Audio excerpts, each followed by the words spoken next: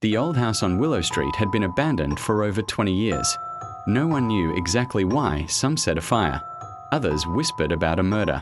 But when Daniel moved in, he didn't care about rumors.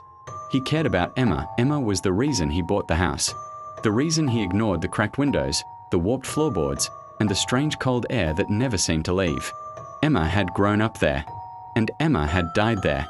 They met 3 years earlier at a quiet bookstore downtown. She had been browsing the horror section, her fingers tracing the spines like she was searching for something familiar. "You actually like this stuff?" Daniel asked. Emma smiled. "It reminds me that love is scarier than monsters." They laughed. They talked. They fell in love. Emma never spoke about her past, only that her family home had burned down, and she'd never gone back. Until now, the first night, the house smelled like. Daniel lit candles as Emma walked through the hallway, her face pale. "It feels different," she whispered. "Bad different?" Daniel asked. "No," she said softly, "just loud." Soft voices murmured his name. "Daniel, Daniel." He sat up, heart pounding. Emma lay beside him, eyes open, staring at the ceiling. "Do you hear them?" she asked. On the third day, Daniel noticed a door in the basement that wouldn't open. It was blackened, warped by fire. Emma stood in front of it for a long time. "You shouldn't open it," she said. "Why?" "Because that's where love died." Daniel laughed nervously. "That's not funny." "I'm not joking." That night, Daniel dreamed of fire.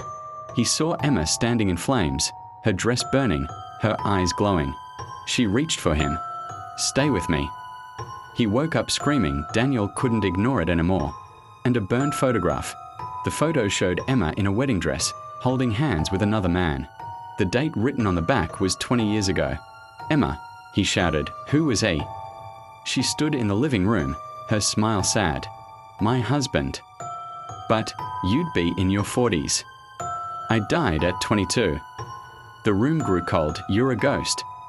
Daniel whispered. "No," Emma said. "I'm love that refused to leave." When she tried to leave him, he locked them both in the basement and set the house on fire. "If I can't have you," he told her, "no one will." They burned together, but Emma didn't fade. Her heart stayed behind, waiting, watching, until Daniel arrived. "You're real," she told him. "You see me, you love me." Daniel backed away. "You're not alive. Neither is your future if you leave." The walls began to bleed ash. Doors slammed shut. The whispers grew louder. "Stay, stay, stay." Emma walked toward him. "I don't want to hurt you," she said. "I just don't want to be alone again." "You already are," Daniel cried. She touched his face. Her hand was ice. "I don't have to be." The house caught fire. But this time, there was no smoke. Neighbors saw the flames the next morning, but firefighters found no bodies. Only 2 wedding rings melted together in the basement.